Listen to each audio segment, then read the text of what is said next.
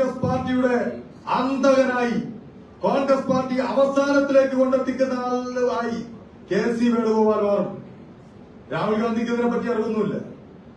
രാഹുൽ ഗാന്ധിയുടെ അടുത്ത് ചെന്ന് പറഞ്ഞു കൊടുക്കുന്നതാണല്ലോ കാര്യം. അങ്ങനെ KC വേണുഗോപാൽ കോൺഗ്രസിന്റെ അന്തകനായി മാറുന്ന അവസ്ഥയാണ് കഴിഞ്ഞ കുറച്ച് ദിവസങ്ങളായി കണ്ടത്. ഇപ്പൊ കേരളത്തിലും അത് വന്നെത്തി നിൽക്കുകയാണ്. ഇതൊക്കെ കണ്ടുകൊണ്ട് മുന്നോട്ട് പോകുന്നതിൽ വളരെയധികം മാനസികമായ വിഷമവും അതുപോലെ തന്നെ വൈകാരികമായ ബുദ്ധിമുട്ടും ഉണ്ട് എന്നുള്ളത് വസ്തുതയാണ്. ഇവിടെ നഗരസഭാ തെരഞ്ഞെടുപ്പ് നടന്നപ്പോൾ എന്തുകൊണ്ട് BJP അധികാരത്തിലേക്ക് വന്നു? എന്തുകൊണ്ടാണ് വന്നത്? കോൺഗ്രസ് 20 സീറ്റ് പിടിച്ചതുകൊണ്ട്, UDF 20 സീറ്റ് പിടിച്ചതുകൊണ്ട് BJP അധികാരത്തിലേക്ക് വരുമോ? എവിടെയാണ് CPM നോട്ട് തന്നത്? LDF നോട്ട് കുറഞ്ഞത് എവിടെയാണ്? നിങ്ങൾ പരിശോധിക്കണം. അവിടെ UDFന്റെ വോട്ട് BJPക്ക് മറിച്ചു കൊടുത്ത സ്ഥലങ്ങളുണ്ട്. നിങ്ങൾ പരിശോധിച്ചാൽ നിങ്ങൾക്ക് മനസ്സിലാകും. വരും ദിവസങ്ങളിൽ ആ ലിസ്റ്റും നിങ്ങൾക്ക് കൈമാറും. അങ്ങനെ മറിച്ചു കൊടുത്ത സ്ഥലങ്ങളുണ്ട്. ആ സമയത്ത് വെച്ച 1:2 എന്ന ആനുപാതികം ഒരു റേഷ്യോ ഉള്ള ഒരു ഡീല് കേരളത്തിൽ നടക്കുന്നത്, തിരുവനന്തപുരത്ത് നടക്കുന്നു. എന്ന് പറയുന്നത് രാജീവ് ചന്ദ്രശേഖരനെ നേമത്ത് വിജയിപ്പിക്കണം. പകരം അവർ വിജയിപ്പിക്കുമെന്ന് പറയുന്ന മണ്ഡലങ്ങൾ ഒന്ന് അരുവിക്കര, 2 തിരുവനന്തപുരം. കോട്ട തകർത്തു എന്നുള്ളതല്ല. കേവലം 6-7 തെരഞ്ഞെടുപ്പിൽ 3 പ്രാവശ്യം കോൺഗ്രസും 4 പ്രാവശ്യം CPM വിജയിച്ച ജില്ലാ പഞ്ചായത്ത് എന്നാണ് ഞാൻ മനസ്സിലാക്കുന്നത്. അവിടെ ഒരു SDPIയുടെ നേതാക്കളുടെ നിർദ്ദേശമനുസരിച്ച്, ആവശ്യമനുസരിച്ച്, അവരുടെ പിടിവാശി അനുസരിച്ച്, SDPI നേതൃത്വം പറഞ്ഞതനുസരിച്ച് ആ സ്ഥാനാർത്ഥിയെ രാഖി രാമാനം പാലോട് രവി എന്ന് പറയുന്ന മുതിർന്ന നേതാവിനെ വെട്ടിമാറ്റി. മറ്റ് 2 നേതാക്കളും പരിഗണനാ പട്ടികയിലുണ്ടായിരുന്ന മുതിർന്ന നേതാക്കളെ നിലനിൽക്കുമ്പോൾ തന്നെ പാലോട് രവിയെ മാറ്റി പകരം SDPIയുടെ പിന്തുണ കിട്ടുമെന്നുള്ളതിന്റെ പുറത്ത് SDPIയുടെ സ്ഥാനാർത്ഥി, SDPIയുടെ ഏറ്റവും വലിയ ശക്തമായി വാദിക്കുന്ന ആളുകളുടെ വാക്ക് കേട്ടുകൊണ്ട് എന്തിനാണ് അവിടെ സ്ഥാനാർത്ഥിയെ തീരുമാനിച്ചത്? കോൺഗ്രസ് പാർട്ടിയിൽ മറ്റൊരാൾ വന്നിട്ടുണ്ടല്ലോ, RSSന്റെ ഐഡിയോളജി ഇന്നും തള്ളിപ്പറയാത്ത, ഇന്നും RSSനെ തള്ളിപ്പറയാത്ത കോൺഗ്രസുകാരിലെ KPCC ജനറൽ സെക്രട്ടറിമാരിലെ RSS ഐഡിയോളജി ഉൾക്കൊണ്ട സന്ദീപ് വാര്യർ. സീറ്റ് കൊടുക്കണം. തവനൂര് പോകാൻ നോക്കി സമ്മതിക്കില്ല, പട്ടാമ്പി പോകാൻ നോക്കി സമ്മതിക്കില്ല, ഇങ്ങ് തിരുവനന്തപുരത്ത് കൊണ്ടുവരാൻ നോക്കി സമ്മതിക്കില്ല. അവസാനം കണ്ടെത്തിയത് തൃക്കരിപ്പൂരാണ്. തൃക്കരിപ്പൂർ സീറ്റിൽ ഒട്ടനവധി ഘടകങ്ങളുണ്ട്. വിജയിക്കാൻ പറ്റിയ ഒരു സാഹചര്യം ഇല്ല എങ്കിൽ പോലും ചില ഘടകങ്ങൾ പരിശോധിച്ചാൽ വിജയിക്കാനും കഴിയും എന്നുള്ള സീറ്റാണ്. പരാജയപ്പെടുന്ന സീറ്റായിക്കോട്ടെ, വിജയിക്കുന്ന സീറ്റായിക്കോട്ടെ, അവിടെ കൊണ്ട് തൃക്കരിപ്പൂര് സന്ദീപ് വാര്യരെ തന്നെ സ്ഥാനാർത്ഥിയാക്കി.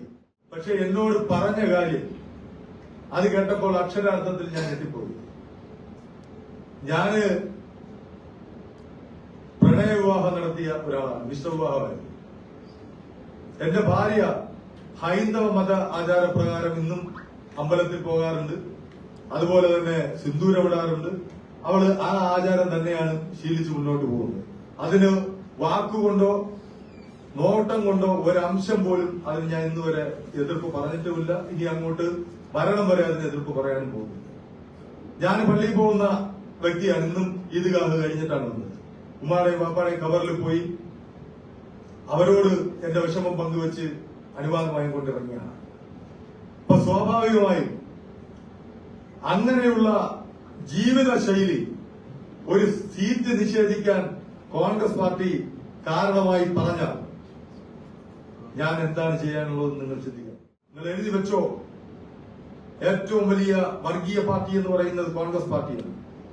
അതുകൊണ്ട് തന്നെ ഈ വർഗീയ കോമരങ്ങൾക്ക് മുമ്പിൽ തമ്പ്ര എന്ന് വിളിച്ചുകൊണ്ട് നിൽക്കാൻ എന്നെപ്പോലൊരു കോൺഗ്രസുകാരനെ, കോൺഗ്രസ് എന്നല്ല മതനിരപേക്ഷത മനസ്സിൽ സൂക്ഷിക്കുന്ന, മതേതര കാഴ്ചപ്പാട് മനസ്സിൽ സൂക്ഷിക്കുന്ന ഒരു വ്യക്തി എന്നുള്ള തരത്തിൽ ഈ കോൺഗ്രസിന്റെ വിഴുപ്പുമാണ്ടോ ചുമന്നുകൊണ്ട് നടക്കാൻ എന്നെ കൊണ്ടാകില്ല എന്ന് പറഞ്ഞുകൊണ്ട് ഇനി അതിന്റെ പേരിൽ ഒരു സസ്പെൻഷൻ നോട്ടീസ് ഇപ്പോ അടിച്ചവിടുന്ന് തന്നാൽ അത് ഇത്ര മാത്രം എന്ന് പറഞ്ഞുകൊണ്ട് ഞാൻ ഈ പാർട്ടിയുമായിട്ടുള്ള 26 വർഷക്കാലം 1/4 നൂറ്റാണ്ടിലധികമുള്ള എല്ലാ ബന്ധവും വിച്ഛേദിച്ചുകൊണ്ട് മുന്നോട്ട് പോകാൻ തന്നെ തീരുമാനിച്ചു തന്നെയാണ് ഇന്നിപ്പോ കേരളം ഏറ്റവും അധികം ഉറ്റുനോക്കുന്ന ഒരു തെരഞ്ഞെടുപ്പ് ഈ വരുന്ന സമയങ്ങളിൽ അതിന്റെ പ്രചരണം ആരംഭിക്കുകയാണ്.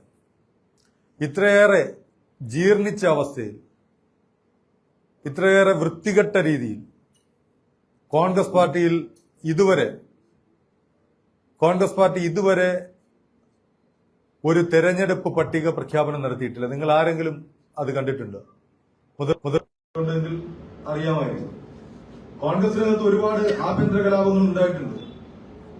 കെ കരുണാകരനും എ കെ ആന്റണിയും അതുപോലെ ഉമ്മൻചാണ്ടിയും രമേശ് ചെന്നിത്തലയും ഒക്കെ നേതൃത്വങ്ങളിലിരിക്കുന്ന സമയത്ത് ഗ്രൂപ്പിന്റെ പേരിലുള്ള വീതം വെപ്പും അതിന്റെ പേരിലുള്ള പ്രശ്നങ്ങളും കോലം കത്തിക്കലും ഒക്കെ ഉണ്ടായിട്ടുണ്ട്.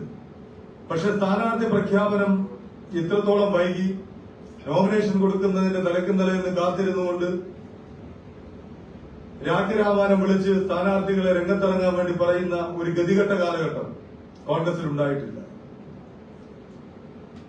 ഞാന് യൂത്ത് കോൺഗ്രസിന്റെ സംസ്ഥാന വൈസ് പ്രസിഡന്റ് ആയിരുന്ന, അന്ന് ഷാഫി പറമ്പില് സംസ്ഥാന പ്രസിഡന്റ് ആയിരുന്ന പാലക്കാട് ക്യാമ്പിൽ ഞങ്ങൾ ആവശ്യപ്പെട്ടത് വലിയൊരു തിരുത്തൽ രേഖയാണ് അന്ന് ക്യാമ്പിൽ കൊണ്ടുവന്നത്. അന്ന് അത് ചർച്ച ചെയ്യാനുള്ള അവസരം പിറ്റേ ദിവസം കിട്ടിയില്ല. അന്ന് പല വേറെ തരത്തിലുള്ള വിഷയങ്ങളാണ് ചർച്ചയ്ക്ക് പോയത്. അന്ന് ഞങ്ങൾ കൊണ്ടുവന്ന പ്രമേയത്തിൽ പറഞ്ഞിരുന്നത്, ഞാനാണ് ആ പ്രമേയം അവതരിപ്പിച്ചത്, കാലങ്ങളായി എഴുതി ചേർക്കപ്പെട്ടിരുന്ന ഒരു നിയമമുണ്ടായിരുന്നു. ജാതിമത സംഘടനകളിൽ നിന്ന് KSU യൂത്ത് കോൺഗ്രസ് പ്രവർത്തകർ മാറി നിൽക്കണമെന്നുള്ളത്. പക്ഷെ ബിഷപ്പുമാരുടെ കത്ത് വാങ്ങി എന്നാണോ പാർട്ടി സ്ഥാനമാനങ്ങൾ വീതം വെച്ച് നൽകിയത്, അത് കണ്ടു വളർന്ന എന്നെ പോലുള്ളവർക്ക് ഒരു കാര്യം വളരെ വ്യക്തമായി മനസ്സിലായി. പാർട്ടിക്കകത്ത് ജാതിമത സംഘടനകളിൽ നിന്ന് മാറി നിൽക്കണമെന്ന് പറഞ്ഞാൽ മാറി നിൽക്കുന്നവൻ പിന്നെ അവരുടെ കാല് താങ്ങേണ്ട അവസ്ഥ ഉണ്ടാകും എന്നുള്ളതുകൊണ്ട് ആ യുവത്വത്തെ ആ തരത്തിൽ ഗതികേടിലാക്കാതിരിക്കാൻ വേണ്ടി നിങ്ങൾ ജാതിമത സംഘടനകളിൽ പ്രവർത്തിക്കുകയാണെങ്കിൽ നിങ്ങൾ അതിന്റെ നേതൃസ്ഥാനങ്ങളിലേക്ക് എത്തപ്പെടണം. അതുവഴി മതേതര ആശയം ജനങ്ങളിലേക്ക് എത്തിക്കുവാൻ നിങ്ങൾ ശ്രദ്ധിക്കണം. കാര്യം വർഗീയ കക്ഷികൾ കേരളത്തിൽ പിടിമുറുക്കുന്നുവെന്ന് ഞങ്ങൾ പറഞ്ഞു. അങ്ങനെയാണ് ഒരു തിരുത്തൽ രേഖ കൊണ്ടുവരുന്നത്. അന്ന് തന്നെ ഞങ്ങൾ ഒരു കാര്യം വളരെ വ്യക്തമായി പറഞ്ഞു. തീവ്രവാദ സ്വഭാവമുള്ള മതസംഘടനകൾ, ആ സംഘടനകളുമായി അകലം പാലിക്കണം എന്ന് വ്യക്തമായി കോൺഗ്രസ് നേതൃത്വത്തോട് ഞങ്ങൾ ആവശ്യപ്പെട്ട കാര്യമാണ്.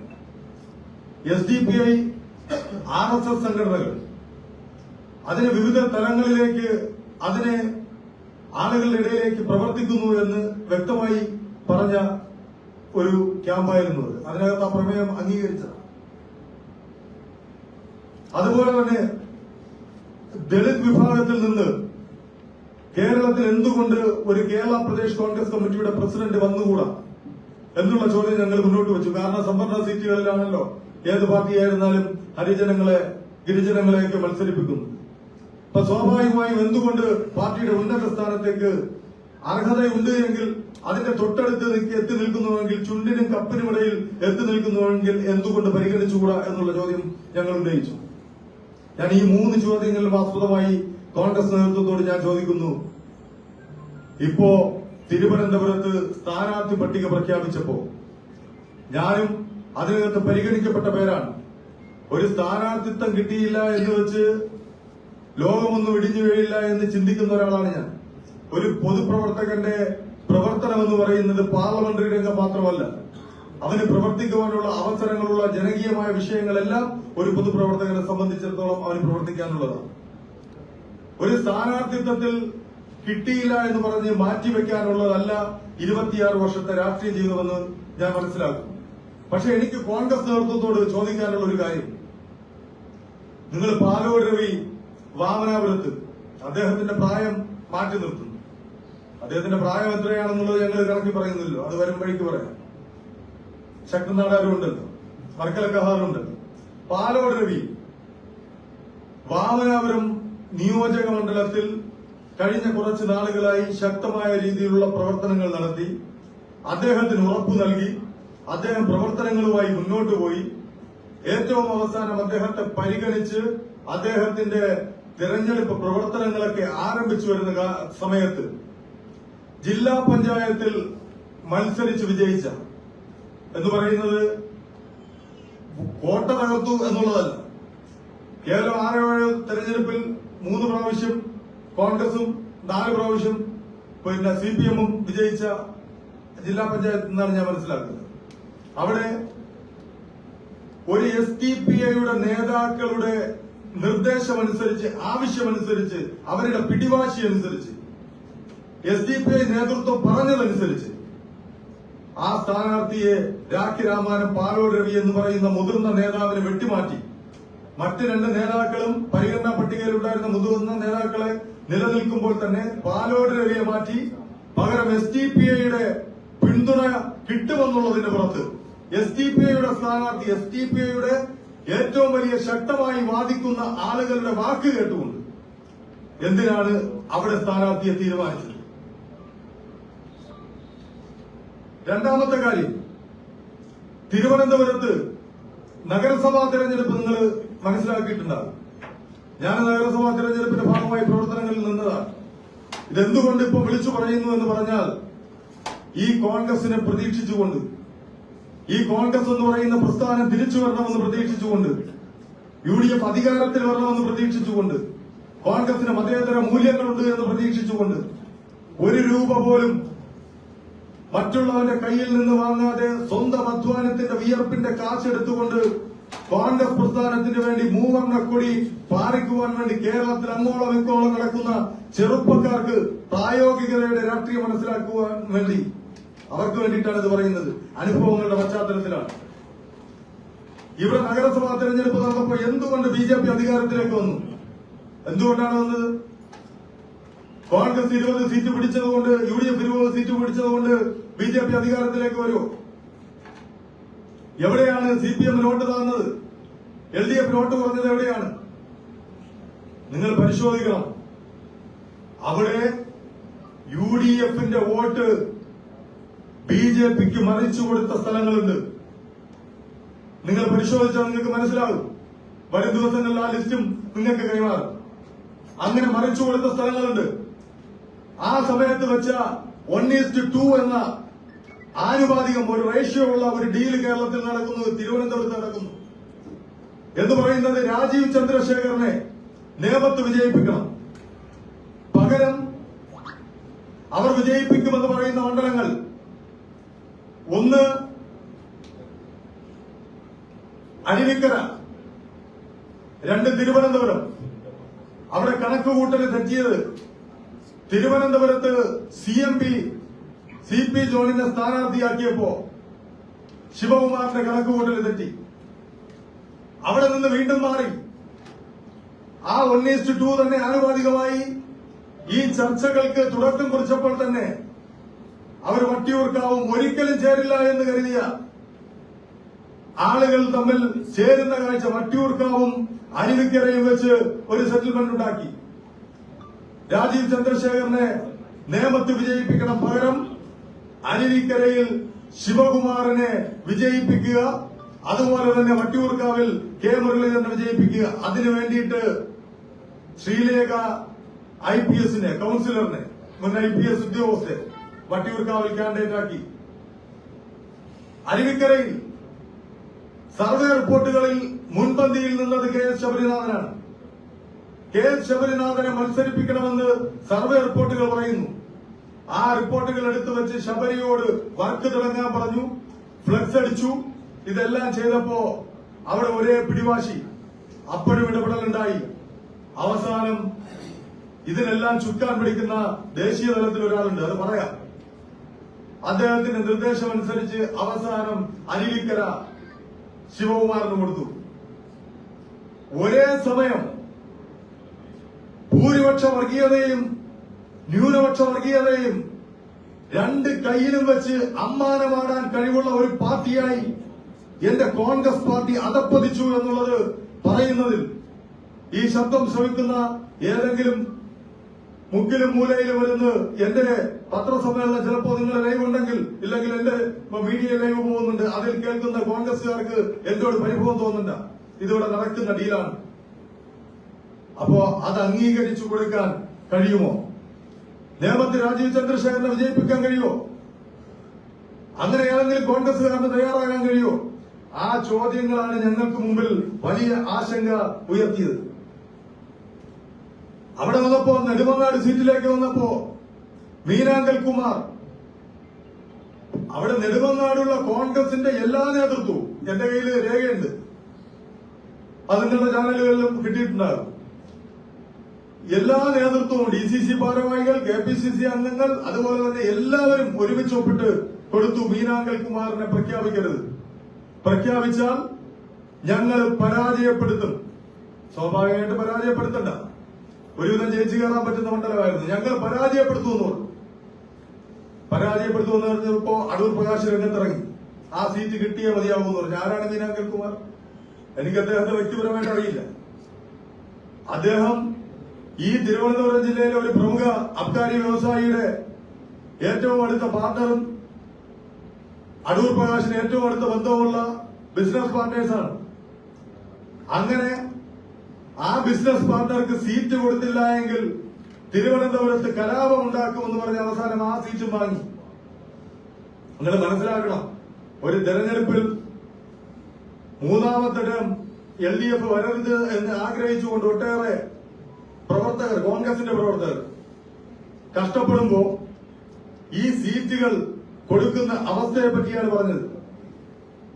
സ്വാഭാവികമായും അങ്ങനെയുള്ള സീറ്റ് നിർണ്ണയം തിരുവനന്തപുരത്ത് നടന്ന് ഒരു വക മിണ്ടാൻ ആരും തയ്യാറായില്ലല്ലോ, ഒരു വക ആരും മിണ്ടിയില്ലല്ലോ. എല്ലാവർക്കും അമർഷമുണ്ട്, അവർ ഉള്ളിന്റെ ഉള്ളിൽ ഒതുക്കി വെച്ചുകൊണ്ട് മുന്നോട്ട് പോവുകയാണ്. അതുപോലെ തന്നെ ഞാൻ പറഞ്ഞല്ലോ, ഇവിടെ ഇപ്പോ ഞാൻ പത്രസമ്മേളനം തുടങ്ങുന്നതിന് മുമ്പ് എന്നെ ഒട്ടേറെ പേർ വിളിച്ചു, ഒട്ടേറെ ആളുകൾ പല ഭാഗത്തു നിന്ന് ബന്ധപ്പെട്ടുകൊണ്ട് നമ്മുടെ യൂത്ത് കോൺഗ്രസിന്റെ ജില്ലാ കോൺഗ്രസിന്റെ ഒക്കെ നേതൃത്വത്തിൽ നിൽക്കുന്നവര് വിളിക്കുന്നതാണ്. ഇവിടെ 3 സീറ്റുകൾ, 4 സീറ്റുകൾ, ഒന്ന് അമ്പലപ്പുഴ സീറ്റ് ഇത്തവണ നമുക്ക് വിജയിക്കാൻ പറ്റുന്ന ഏറ്റവും സാഹചര്യമുള്ള സീറ്റായിരുന്നു. വിജയിക്കുമെന്ന് കണ്ടപ്പോ, ആ സീറ്റ് വിജയിക്കാൻ സാധ്യതയുണ്ടെന്ന് കണ്ടപ്പോ അവിടെ നിങ്ങൾക്കറിയാം, മാധ്യമ സുഹൃത്തുക്കൾ ഇത് വീക്ഷിക്കുന്നവർക്കറിയാം, MP പ്രവീൺ യൂത്ത് കോൺഗ്രസിന്റെ ജില്ലാ പ്രസിഡന്റാണ്, ഒട്ടനവധി മർദ്ദനങ്ങൾ ഏറ്റുവാങ്ങി ഈ പാർട്ടിക്ക് വേണ്ടി ജീവക്ഷമമായി ജീവിക്കുന്നവരുണ്ട്. സീറ്റിന് വേണ്ടി അലഞ്ഞ് തിരിഞ്ഞ് അവസാനം ഡൽഹിയിൽ പോയി നേതാക്കളുടെ കാല് പിടിക്കുന്ന അവസ്ഥയെത്തി. ആ അവസ്ഥയെത്തിയപ്പോഴും അവർ കണ്ടെത്തിയ മാർഗം, കൊടുക്കേണ്ടി വന്നാൽ ചിലപ്പോ കൊടുത്താലോ എന്ന് വിചാരിച്ച് G. സുധാകരൻ മത്സരിക്കുന്നു. ആരാണ് G. സുധാകരൻ? ഈ G. സുധാകരൻ എന്ന് പറയുന്നത് ഒരു സംശയം വേണ്ട, ഇവര് കൂടെ കൂട്ടിക്കോട്ടെ, കോൺഗ്രസ് കൂടെ കൂട്ടിക്കോട്ടെ, അത് മറ്റൊരു PC ജോർജാണ്, ബാബോയെ കോടാലിയാണ്. ആ G. സുധാകരൻ കഴിഞ്ഞ LDF ഗവൺമെന്റ് ഇരുന്നപ്പോ മന്ത്രിയായിരുന്ന സമയത്ത് അതിനു മുമ്പും പിൻപും ഒക്കെ കാണിച്ചു കൂട്ടിയ കാര്യങ്ങളെല്ലാം കേരളത്തിന്റെ പൊതുസമൂഹം കണ്ടതാണ്. അവിടെ G. സുധാകരൻ മത്സരിക്കട്ടെ, അവിടെ കോൺഗ്രസിന്റെ UDFന്റെ സ്ഥാനാർത്ഥി എന്തുകൊണ്ട് പ്രഖ്യാപിച്ചില്ല? അപ്പോ സ്വാഭാവികമായും ആ സീറ്റിൽ വിജയിക്കരുത് എന്ന് ആരൊക്കെ ലക്ഷ്യം വെച്ചിട്ടുണ്ട്.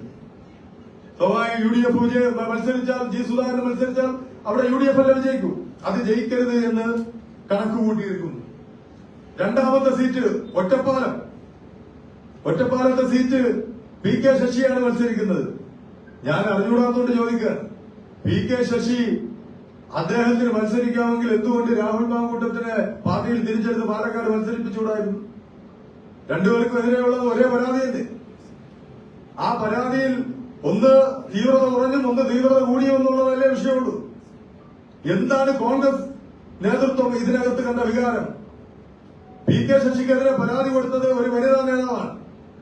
ആ പരാതി നിൽക്കുമ്പോഴാണ് മാർക്സിസ്റ്റ് പാർട്ടി അദ്ദേഹത്തെ സസ്പെൻഡ് ചെയ്തതും സഹകരണ സംഘങ്ങളിലെ അടക്കമുള്ള അഴിമതികൾ ചൂണ്ടിക്കാണിച്ചുകൊണ്ട് നടപടിക്ക് വിധേയമായത്. അദ്ദേഹം തിരിച്ച് സ്വതന്ത്രനാകുമെന്ന് പറഞ്ഞപ്പോ ഉടനെ പുറകെ പോയി. അദ്ദേഹം ഒന്ന് കാത്തു നിൽക്കേണ്ടി വന്നില്ല, അദ്ദേഹത്തിന്റെ പുറകെ പോയി പിന്തുണ കൊടുക്കുകയാണ്. അങ്ങനെ പിന്തുണ കൊടുത്ത് PK ശശിയെ സ്ഥാനാർത്ഥിയാക്കി. പിന്നെ GK ഗോവിന്ദൻ, തളിപ്പറമ്പ്, നിങ്ങൾക്കറിയോ, അബ്ദുൾ റഷീദ് എന്ന് പറയുന്ന ഈ പാർട്ടിക്ക് വേണ്ടി പ്രസംഗിച്ച് തൊണ്ടപെട്ട് നടക്കുന്നവർ, ഈ യൂത്ത് കോൺഗ്രസിന്റെ സമര പോരാട്ടങ്ങളിൽ അടികൊണ്ടവൻ, കഷ്ടപ്പാടുകൾ സഹിച്ച് രാഷ്ട്രീയ പ്രവർത്തനം നടത്തുന്നവൻ, സ്വതസിദ്ധമായ ശൈലിയിൽ ആരോടും പ്രകോപിക്കാതെ നടക്കുന്നവർ. 5 വർഷമാണ് കഷ്ടപ്പെട്ട് തളിപ്പറമ്പിൽ പ്രവർത്തനം നടത്തിയത്. കഴിഞ്ഞ തെരഞ്ഞെടുപ്പിൽ 15,000 വോട്ടിന് ഗോവിന്ദൻ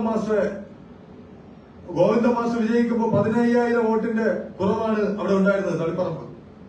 ഇപ്പോ പാർലമെന്റ് ഇലക്ഷൻ നടന്നപ്പോ 8,000 വോട്ട് ലീഡാണ്. അവിടെ അബ്ദുൾ റഷീദ് ജയിക്കും. അത് ഉറപ്പിച്ച സാഹചര്യത്തിൽ അദ്ദേഹം രമേശ് ചെന്നിത്തലയുടെ ആളാണ്. അതുകൊണ്ട് ഡൽഹി അപ്പൊ തന്നെ തീരുമാനിച്ച് ആദ്യമേ സീറ്റ് കൊടുത്ത് ധർമ്മടത്തേക്ക്. സിംഹത്തിന്റെ വടയിലേക്കാണ് പറഞ്ഞു വിട്ടിരിക്കുന്നത്. കടിച്ചു കുടഞ്ഞെടുത്ത് കളയുമെന്ന്. അതിനുവേണ്ടി അങ്ങോട്ടേക്ക് പറഞ്ഞിട്ട് പകരം അവിടെ കൊടുത്തിരിക്കുന്ന ആർക്കാണ്? ടി.കെ. ഗോവിന്ദനെ പിന്തുണയ്ക്കാൻ വേണ്ടി പാർട്ടി തീരുമാനിച്ചു. അപ്പൊ 3. അത് കഴിഞ്ഞ് വി കുഞ്ഞികൃഷ്ണ പയ്യന്നൂരിൽ നിന്നുള്ള സഹപ്രവർത്തകർ രാവിലെ വിളിച്ചതേ ഉള്ളൂ. നിങ്ങൾ പറയുകയാണെങ്കിൽ പയ്യന്നൂരിനോടൊന്ന് സൂചിപ്പിക്കണം. പയ്യന്നൂരില് സംഭവിച്ചത്, പയ്യന്നൂർ ഇപ്രാവശ്യം വിജയിക്കാനുള്ള സാധ്യതയുണ്ട്. 24,000 വോട്ട് പരാജയപ്പെട്ട് നിന്നിടത്ത് പാർലമെന്റിൽ 9,000 വോട്ടിന്റെ പുറകിലാണ് നമ്മളുള്ളത്. എന്നാൽ അവിടെ വി കുഞ്ഞികൃഷ്ണൻ മത്സരിക്കുമെന്ന് പറഞ്ഞപ്പോ, മത്സരിക്കുമെങ്കിൽ സ്വതന്ത്രമായിട്ട് മത്സരിക്കട്ടെ എന്ന് തീരുമാനിച്ച് അവിടെ സ്ഥാനാർത്ഥി നിർത്തിയിരുന്നെങ്കിൽ സ്വാഭാവികമായും ആ സീറ്റ് വിജയിക്കാൻ കഴിയുമായിരുന്നു. പകരം മറിച്ച് ആ പയ്യന്നൂർ സീറ്റ് വി കുഞ്ഞികൃഷ്ണന് വിട്ടുകൊടുത്തു, സ്വതന്ത്രനെ പിന്തുണച്ചു. ഇതെല്ലാം കഴിഞ്ഞ് മലമ്പുഴയിൽ മത്സരിക്കുന്ന ആരാണ്? നേതാക്കന്മാർക്ക് കൊടുത്തിട്ടുണ്ട്. അച്യുതാനന്ദന്റെ PA-ക്ക് സീറ്റ്. ഒരു മുഖ്യമന്ത്രിക്കുടെ PA-ക്ക് സീറ്റ് കൊടുക്കുന്ന പാർട്ടിയായി ഈ കോൺഗ്രസ് പാർട്ടി അണപ്പതിച്ചു പോകാമോ? അതാണ് ചോദ്യം. മുഖ്യമന്ത്രിയുടെ കൂടെ നടന്നതുകൊണ്ട്, അദ്ദേഹത്തിന്റെ മനസാക്ഷി സൂക്ഷിപ്പുകാരനായതുകൊണ്ട് എല്ലാം അറിയാം. അതാണോ കൈപ്പത്തി കൊടുക്കാനുള്ള അർഹത കോൺഗ്രസിൽ? അങ്ങനെ അദ്ദേഹത്തിന് സീറ്റ് കൊടുത്തു. അദ്ദേഹത്തിന് സീറ്റ് കൊടുക്കുമ്പോൾ ആലോചിച്ചോളം, ഈ മലമ്പുഴയിൽ പരാജയപ്പെടുന്നുള്ള സീറ്റാണെങ്കിൽ പോലും എത്രയോ കൊല്ലം കൊണ്ട് പ്രവർത്തിക്കുന്ന കോൺഗ്രസുകാരുണ്ട്. അവർക്ക് കൈപ്പത്തി ചിഹ്നത്തിൽ ഒന്ന് മത്സരിച്ചാൽ അതാണ് ഏറ്റവും വലിയ അംഗീകാരമാണെന്ന് കാണുന്ന ആ കോൺഗ്രസ് പ്രവർത്തകരിൽ ആർക്കെങ്കിലും ഒരാൾക്ക്, അർഹതയുള്ള ഒരാൾക്ക് ആ സീറ്റ് കൊടുത്ത് പരാജയപ്പെട്ടോട്ടെ. അതിനും തയ്യാറായില്ല. അങ്ങനെ അവിടെ കൊടുത്തു. അപ്പോ ഇവർക്ക് വലിയ ഒരു സ്നേഹമുണ്ടായി. കോൺഗ്രസ് പാർട്ടിയിൽ മറ്റൊരാൾ വന്നിട്ടുണ്ടല്ലോ, RSSന്റെ ഐഡിയോളജി ഇന്നും RSSനെ തള്ളിപ്പറയാത്ത കോൺഗ്രസുകാരിലെ KPCC ജനറൽ സെക്രട്ടറിമാരിലെ RSS ഐഡിയോളജി ഉൾക്കൊണ്ട സന്ദീപ് വാര്യർ സീറ്റ് കൊടുക്കണം. തവനൂര് പോകാൻ നോക്കി സമ്മതിക്കില്ല, പട്ടാമ്പി പോകാൻ നോക്കി സമ്മതിക്കില്ല, ഇങ്ങ് തിരുവനന്തപുരത്ത് കൊണ്ടുവരാൻ നോക്കി സമ്മതിക്കില്ല. അവസാനം കണ്ടെത്തിയത് തൃക്കരിപ്പൂരാണ്. തൃക്കരിപ്പൂർ സീറ്റിൽ ഒട്ടനവധി ഘടകങ്ങളുണ്ട്. വിജയിക്കാൻ പറ്റിയ ഒരു സാഹചര്യം ഇല്ല എങ്കിൽ പോലും ചില ഘടകങ്ങൾ പരിശോധിച്ചാൽ വിജയിക്കാനും കഴിയും എന്നുള്ള സീറ്റാണ്. പരാജയപ്പെടുന്ന സീറ്റായിക്കോട്ടെ, വിജയിക്കുന്ന സീറ്റായിക്കോട്ടെ, അവിടെ കൊണ്ട് തൃക്കരിപ്പൂര് സന്ദീപ് വാര്യരെ തന്നെ സ്ഥാനാർത്ഥിയാക്കി. എന്തുകൊണ്ടെന്നറിയോ? അവിടെ BJPക്ക് കുറച്ചു വോട്ടുണ്ട്. സന്ദീപ് വാര്യർ വരുന്നതോടുകൂടി കുറച്ച് BJP വോട്ട് അത് മാറിക്കോട്ടെ. എങ്ങോട്ട് പോവും അതവര് തീരുമാനിച്ചോട്ടെ എന്നുള്ളതാണ്. അങ്ങനെ സന്ദീപ് വാര്യരെ തൃക്കരിപ്പൂര് കൊണ്ടാക്കി. ഇങ്ങനെ അർഹതപ്പെട്ടവരെ എല്ലാം തടഞ്ഞ് ഇവര് പറയുന്നത് തുടർച്ചയായി പരാജയപ്പെട്ടവരെ പരിഗണിക്കേണ്ടെന്നാണ്. കൊല്ലത്ത് സ്ഥാനാർത്ഥി നിർത്തി ബിന്ദു കൃഷ്ണ എത്ര പ്രാവശ്യമാണ് പരാജയപ്പെട്ടത്? കഴിഞ്ഞ പ്രാവശ്യം തുച്ഛമായ വോട്ടിനാണ് പരാജയപ്പെട്ടത്. പക്ഷെ അർഹതയുള്ളവരെ മാറ്റി നിർത്തി അവിടെ കൊല്ലത്ത് സീറ്റ് കൊടുത്തു. അതിനിപ്പോ റിസൾട്ട് വരുമ്പോൾ നിങ്ങൾ കാത്തിരുന്നോളാം കാണാൻ പോകുന്നത് എന്താണെന്ന്. കൊല്ലത്ത് പുതുമുഖങ്ങളെ പരീക്ഷിക്കാൻ അവർ തയ്യാറായില്ല. ഇന്നലെ KSU പ്രസിഡന്റ് രാജിവെച്ചല്ലോ. എന്തിനാണ് രാജിവെച്ചത്? വിദ്യാർത്ഥി സംഘടനയിലുള്ളവർക്ക് അംഗീകാരം കിട്ടുന്നില്ല എന്നുള്ളതാണ് അദ്ദേഹത്തിന്റെ രാജിയുടെ കാര്യം. വിദ്യാർത്ഥി സംഘടനയിലുള്ളവർക്ക് അംഗീകാരം കിട്ടുന്നതെന്നല്ല, ചിലപ്പോ അദ്ദേഹത്തിന് അംഗീകാരം കിട്ടിയില്ല എന്നുള്ളതായിരിക്കാം. എന്തോ ആയിക്കോട്ടെ, അദ്ദേഹം പരിഗണിക്കപ്പെടാനുള്ള ഒരാളായിരുന്നു അലോഷ്യസ് സേവ്യർ. അത് പരിഗണിക്കാൻ ഈ തൃക്കരിപ്പൂർ സീറ്റിൽ അലോഷ്യസ് സേവ്യറിന് മത്സരിക്കാമായിരുന്നു. അത് സമ്മതിച്ചില്ലല്ലോ. അപ്പോ ഇത് ഹൈജാക്ക് ചെയ്തുകൊണ്ട് ഒരു കോൺഗ്രസ് പാർട്ടിയിൽ ഒരു വിഭാഗം മുന്നോട്ട് പോകുന്നു. ഹൈജാക്ക് ചെയ്തുകൊണ്ടാണ് മുന്നോട്ട് പോകുന്നത്. ഇതിന്ന് തുടങ്ങിയതാണ്. ഇതിന്ന് തുടങ്ങിയ സംഭവമാണ്. കഴിഞ്ഞ കുറച്ചു കാലങ്ങളായി. എന്തുകൊണ്ടാണ് ഇതിപ്പോ പറയുന്നത് എന്ന് നിങ്ങൾക്ക് തോന്നും. മനസ്സിന്റെ വിഷമം ഒട്ടനവധി ഉള്ളതുകൊണ്ട് പറയേണ്ടത് പറഞ്ഞുകൊണ്ട് തന്നെ അവസാനിക്കാം എന്ന് വിചാരിച്ചുകൊണ്ടാണ്. പാർട്ടി എന്ത് നിലപാട് വേണം എടുത്തോട്ടെ, അതിന് ഒരു വിലയില്ല. ഈ പ്രിയപ്പെട്ട കോൺഗ്രസിന്റെ നേതാവുണ്ട് സതീശൻ പാച്ചേനി, നിങ്ങൾ മറന്നുപോയിട്ടില്ലായിരുന്നു. വി പ്രകാശ് രാജ്യസഭാ സീറ്റ് വന്നപ്പോ, AK ആന്റണി മാറിയ ഒഴിവിൽ രാജ്യസഭാ സീറ്റ് വന്നപ്പോ സതീശൻ പാച്ചേനിയുടെ പേരും തൊട്ടപ്പുറത്ത് M ലിജുവിന്റെ പേരും പരിഗണിച്ചല്ലോ. സതീശൻ പാച്ചേനി ഏറ്റവും വലിയ പാർട്ടിക്ക് വേണ്ടി ഏറ്റവും അസറ്റായി, അദ്ദേഹത്തിന്റെ കുടുംബം തന്നെ സാമ്പത്തികമായ ബുദ്ധിമുട്ടുകളിൽ പറ്റി നിൽക്കുന്ന കാലഘട്ടം. ആ സമയത്ത് ആ രാജ്യസഭാ സീറ്റ് ആർക്കാണ് കൊടുത്തത്? ആർക്കാണ് നൽകിയത്? അത് നൽകിയത് വ്യാവസായിക കുടുംബത്തിൽ, കോൺഗ്രസിന് ഒരിക്കലും ഒഴിച്ചു മാറ്റി നിർത്തപ്പെടാൻ പറ്റുന്ന ആളല്ല. വ്യവസായ കുടുംബത്തിൽപ്പെട്ട ഒരു വനിതയ്ക്ക് തന്നെ ആ സീറ്റ് നൽകണമെന്ന് പറഞ്ഞ് ജബി മേത്തർ എംപിക്ക് നൽകി. അതിനുശേഷം അവരെ തന്നെ മഹിളാ കോൺഗ്രസ് പ്രസിഡന്റാക്കി. എന്തിനാണ് ഈ ഉള്ളവർക്ക് തന്നെ എല്ലാ പോസ്റ്റും ഈ പാർട്ടി കൊടുക്കുന്നത്? നടന്ന് ആലോചിച്ച് നോക്ക്. Sunny Joseph MLA, working president AP Anilkumar MLA, Shafi Parambil MP, അതിനുശേഷം BC Vishnunath MLA. Parliamentary party കൂടുന്നതും KPCC കൂടുന്നതും ഒരേ സ്ഥലത്താണ്. കാര്യം എല്ലാ സ്ഥാനങ്ങളും ഒരാളിലേക്കാണ്. MLA-മാർക്ക് തന്നെയാണ് KPCC ഭാരവാഹിത്വം. അങ്ങനെയുള്ള തലത്തിലേക്ക് ഇത് കടന്നുപോയി. ഈ പാർട്ടിയുടെ എല്ലാ മൊറാലിറ്റിയും അവസാനിച്ചു. ഈ പാർട്ടിയുടെ എല്ലാ അവസ്ഥയും അവസാനിച്ച്. ആരാണ് ഇതിന് ഉത്തരവാദി? ആരാണ് ഈ RSSന്റെ ഡീല് ഇന്ത്യയിൽ, കേരളത്തിൽ നടപ്പിലാക്കിക്കൊണ്ടിരിക്കുന്നത്? നിങ്ങൾ ഒരു കാര്യം വളരെ വ്യക്തമായി മനസ്സിലാക്കണം. ഞാൻ ഏറ്റവും കൂടുതൽ ആദരിക്കുന്ന, ബഹുമാനിക്കുന്ന വ്യക്തിത്വത്തിന്റെ ഉടമയാണ് ശ്രീ AK ആന്റണി സാർ. അദ്ദേഹം ഞാൻ ആദരിക്കുന്ന, ബഹുമാനിക്കുന്ന ഏറ്റവും വലിയ വ്യക്തിത്വമാണ്. അദ്ദേഹത്തിന്റെ മകൻ BJP പോയി. അതിന്റെ കാര്യവും കാരണമൊക്കെ എനിക്കറിയാം. അദ്ദേഹത്തിന്റെ മകൻ BJP പോയി. അന്നത്തെ ദിവസം പലരും അദ്ദേഹത്തെ കുറ്റം പറഞ്ഞു. എനിക്ക് അദ്ദേഹത്തിന്റെ മാനസികാവസ്ഥ നല്ലതുപോലെ എനിക്കറിയാം. അദ്ദേഹത്തിന്റെ അറിവോ അദ്ദേഹത്തിന്റെ സമ്മതമോ അദ്ദേഹത്തിന് ഒരു അംശം പോലും ആ കാര്യത്തിൽ അറിവുണ്ടായിരുന്നില്ല. അങ്ങനെ ഒരു സംഭവം സംഭവിക്കുന്നു. ആരാണ് അതിന് ഉത്തരവാദി? ഞാൻ നേരിട്ട് ഉള്ള ഒരു അനുഭവം പറയാം. മുല്ലപ്പള്ളി രാമചന്ദ്രൻ KPCC പ്രസിഡന്റ് ആയിരുന്നപ്പോ ഈ അനിൽ ആന്റണിയെ KPCC ജനറൽ സെക്രട്ടറി ആക്കാൻ വേണ്ടി തീരുമാനിക്കുന്നു. അത് ചിലപ്പോ AK ആന്റണിയിലുള്ള സ്നേഹമുണ്ടാവാം. പക്ഷെ ഈ AK ആന്റണി KPCC ഓഫീസിൽ വന്നിരുന്ന് ഉമ്മൻചാണ്ടി സാറിനെയും അതുപോലെ തന്നെ രമേശ് ചെന്നിത്തലയും മുല്ലപ്പള്ളിയെയും വിളിച്ചു വരുത്തി പറഞ്ഞത്, എന്റെ മകനെ, അവനെ KPCC ജനറൽ സെക്രട്ടറി ആക്കിയാൽ ഇനി രാഷ്ട്രീയ പ്രവർത്തനത്തിൽ AK ആന്റണി കാണില്ല എന്ന് പറഞ്ഞ വ്യക്തിയാണ് AK ആന്റണി. അതിനുശേഷം മകൻ IT സെല്ലിൽ ഇരുന്നല്ലോ. IT സെല്ലിൽ ഇരുന്ന മകനെ ഏറ്റവും കൂടുതൽ ഉപദ്രവിച്ചത്, അനിൽ ആന്റണിയെ ഏറ്റവും കൂടുതൽ ഉപദ്രവിച്ചത് ആരാണ്? അവനെ, അനിൽ ആന്റണിയെ BJPക്ക് സമ്മാനിച്ചത് ഞാനീ പറഞ്ഞ ഡൽഹിയിലെ ഇതിനൊക്കെ കാരണക്കാരനായിട്ടുള്ള ഒരേ ഒരാൾ KC വേണുഗോപാൽ എന്ന് പറയുന്ന വ്യക്തിയാണ്. ഒരു സംശയം വേണ്ട, നിങ്ങൾ എഴുതി വെച്ചോ. കോൺഗ്രസ് പാർട്ടിയുടെ അന്തകനായി, കോൺഗ്രസ് പാർട്ടി അവസാനത്തിലേക്ക് കൊണ്ടെത്തിക്കുന്ന ആളായി KC വേണുഗോപാൽ മാറും. രാഹുൽ ഗാന്ധിക്ക് ഇതിനെ പറ്റി അറിവൊന്നുമില്ല. രാഹുൽ ഗാന്ധിയുടെ അടുത്ത് ചെന്ന് പറഞ്ഞു കൊടുക്കുന്നതാണല്ലോ കാര്യം.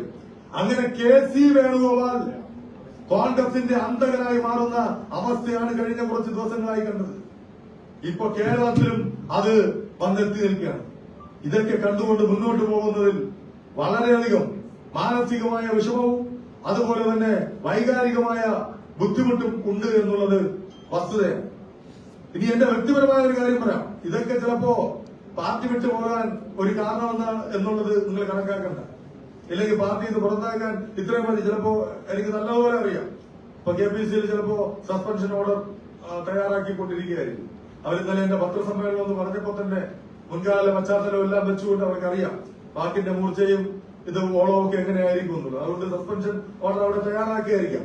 അത് തയ്യാറാക്കുന്ന സ്വാമിക്ക് പോലും കയ്യൊന്നിറക്കും. അത് തയ്യാറാക്കാൻ പറഞ്ഞ ആർക്കായിരുന്നാലും കയ്യൊന്നിറക്കും. കാര്യം വേറൊന്നും കൊണ്ടല്ല, ഈ പറയുന്നവരെക്കാളും ആ കെട്ടിടവുമായി ബന്ധം ചിലപ്പോൾ എനിക്കുണ്ടാവും. അതുകൊണ്ടാണ്. എന്തായിരുന്നാലും എനിക്കറിയേണ്ട ഒരേ ഒരു കാര്യം, അത് പൊതു മനസാക്ഷിക്ക് മുമ്പിലാണ്, പൊതുസമൂഹത്തിന് മുമ്പിലാണ് ഉയർന്നു വരേണ്ട ഒരു ചോദ്യം ഞാൻ ചെറുപ്പക്കാരോടാണ് ചോദിക്കുന്നത്. എന്നെ പരിഗണിച്ചു, സീറ്റിൽ പരിഗണിച്ചു. എന്നോട് സീറ്റില്ല എങ്കിൽ നിനക്ക് സീറ്റില്ല എന്ന് വിളിച്ചു പറയാം. ഒന്ന് ഫോണിൽ വിളിച്ചിട്ട് സീറ്റില്ല, അത് പരിഗണിക്കാൻ പറ്റുന്ന സാഹചര്യമല്ല, ഞാൻ അത് ഉൾക്കൊള്ളും. അല്ലെങ്കിൽ ഇന്ന കാരണം കൊണ്ടാണ്, ഇന്ന റീസണാണ് അത് ുള്ള വിഷയം, അത് ഞാൻ പരിഗണിക്കും, അത് ഞാൻ മനസ്സിലാക്കും, കുഴപ്പമില്ല. പക്ഷെ എന്നോട് പറഞ്ഞ കാര്യം അത് കേട്ടപ്പോൾ അക്ഷരാർത്ഥത്തിൽ ഞാൻ ഞെട്ടിപ്പോയി. ഞാന് പ്രണയവിവാഹം നടത്തിയ ഒരാളാണ്, വിശ്വവിവാഹമായിരുന്നു. എന്റെ ഭാര്യ ഹൈന്ദവ മത ആചാരപ്രകാരം ഇന്നും അമ്പലത്തിൽ പോകാറുണ്ട്, അതുപോലെ തന്നെ സിന്ദൂരമിടാറുണ്ട്. അവള് ആ ആചാരം തന്നെയാണ് ശീലിച്ചു മുന്നോട്ട് പോകുന്നത്. അതിന് വാക്കുകൊണ്ടോ നോട്ടം കൊണ്ടോ ഒരംശം പോലും അതിന് ഞാൻ ഇന്ന് വരെ എതിർപ്പ് പറഞ്ഞിട്ടുമില്ല. ഇനി അങ്ങോട്ട് മരണം വരെ അതിന് എതിർപ്പ് പറയാനും പോകുന്നില്ല. ഞാൻ പള്ളിയിൽ പോകുന്ന വ്യക്തിയാണ്. ഇന്നും ഈദ്ഗാഹ് കഴിഞ്ഞിട്ടാണ് വന്നത്. ഉമ്മാടെയും വാപ്പാടെയും ഖബറിൽ പോയി അവരോട് എന്റെ വിഷമം പങ്കുവെച്ച് അനുവാദം വാങ്ങിക്കൊണ്ടിറങ്ങിയാണ്. അപ്പൊ സ്വാഭാവികമായും അങ്ങനെയുള്ള ജീവിത ശൈലി ഒരു സീറ്റ് നിഷേധിക്കാൻ കോൺഗ്രസ് പാർട്ടി കാരണമായി പറഞ്ഞാൽ ഞാൻ എന്താണ് ചെയ്യാനുള്ളത് നിങ്ങൾ ചിന്തിക്കണം. ഞാൻ എന്താണ് ചെയ്യാനുള്ളത്? ഭാര്യ അമ്പലത്തിൽ പോകുന്നതുകൊണ്ട് ഇനി അതെല്ലാം അവസാനിപ്പിച്ച് ഡൈവേഴ്സ് ചെയ്ത് കോൺഗ്രസിന് വേണ്ടി നിൽക്കണമെന്നാണ് പറയുന്നത്. അതോ ഇനി മതപരിവർത്തനം നടത്തണം എന്നുള്ളതാണ് ഇവരുടെ ആഗ്രഹം? പൊന്നാനി കൊണ്ടുപോയി പഠിപ്പിച്ച് തിരിച്ചിവിടെ കൊണ്ടുവന്ന് ഇതെല്ലാം ചെയ്തു കഴിഞ്ഞാൽ മാത്രമേ വോട്ട് കിട്ടൂ എന്നുള്ളതാണ് ഇവരുടെ കാര്യം. അങ്ങനെ നിന്നാൽ മുസ്ലിം വോട്ട് നഷ്ടപ്പെടും, ഹൈന്ദവ വോട്ട് നഷ്ടപ്പെടുമെന്നുള്ള കണ്ടെത്തൽ, ആ കണ്ടെത്തൽ ആരുടെ ഭാഗത്തു നിന്നുണ്ടായത്? ഞാൻ ചോദിക്കട്ടെ, കേരളത്തിന്റെ മണ്ണിൽ ഇസ്ലാം മതവിശ്വാസിയായ ഞാൻ, എന്റെ ഭാര്യ ഹൈന്ദവ മതവിശ്വാസിയാണ്, അവൾ അമ്പലത്തിൽ പോകുന്നത് കൊണ്ട്, പള്ളിയിൽ പോകുന്നത് കൊണ്ട് അതിനെ എതിർക്കും എന്ന് ചിന്തിക്കുന്ന കോൺഗ്രസുകാർ ഈ മുസ്ലിങ്ങളെല്ലാം തീവ്രവാദ ചിന്താഗതി ഉള്ളവരെന്നാണ് അവർ കരുതിയിരിക്കുന്നത്. അല്ലെങ്കിൽ അപ്പുറത്ത് മുസൽമാനായ ഞാൻ ഹൈന്ദവ മതവിശ്വാസിയായ ഒരു പെൺകുട്ടിയെ വിവാഹം കഴിച്ചതുകൊണ്ട്, അവൾ അമ്പലത്തിലൊക്കെ പോകുന്നത് കൊണ്ട് ഹിന്ദുക്കളെല്ലാം കോൺഗ്രസിനെ വെറുക്കുമെന്ന് ചിന്തിക്കുന്ന ഹിന്ദു തീവ്രവാദികളെന്നാണോ കോൺഗ്രസുകാർ ചിന്തിച്ചത്? ഇവരുടെ മനോഗതി എന്താണ് എന്നുള്ളത് അത് ഏത് അളവ് പോലെ വെച്ചാണ് അളക്കാൻ കഴിയുന്നത്? അപ്പോ യഥാർത്ഥ വർഗീയവാദി ആരാണ്? യഥാർത്ഥ വർഗീയവാദി ആരാണ്? ആ വർഗീയവാദി എന്ന് പറയുന്നത് BJP ആണെന്ന് ഞാൻ പറയില്ല, കമ്മ്യൂണിസ്റ്റ് മാർക്സിസ്റ്റ് പാർട്ടിയാണെന്ന് എനിക്ക് അഭിപ്രായമില്ല. യഥാർത്ഥ വർഗീയവാദികൾ ഇരിക്കുന്നത് അത് കോൺഗ്രസ് പ്രസ്ഥാനത്തിനകത്താണ്. അത് കോൺഗ്രസ് പ്രസ്ഥാനത്തിനകത്താണ്. ഞാൻ ഉറപ്പിച്ചു പറയാം,